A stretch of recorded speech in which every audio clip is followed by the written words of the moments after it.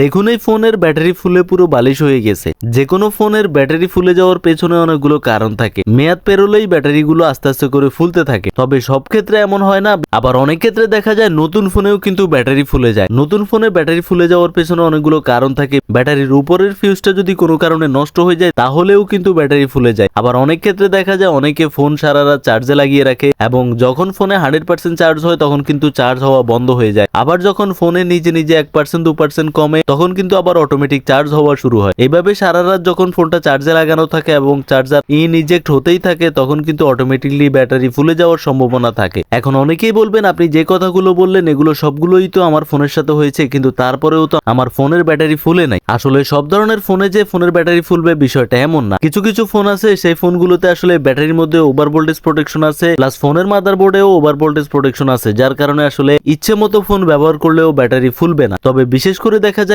কম দামি ফোনগুলোতেই কিন্তু আসলে ব্যাটারি ফুলে যাওয়ার সম্ভাবনা বেশি থাকে, কারণ সেই ধরনের ফোনগুলোতে আসলে ওভার ভোল্টেজ প্রোটেকশন খুব কম থাকে, যার কারণে খুব সহজেই ব্যাটারিগুলো ফুলে যায়।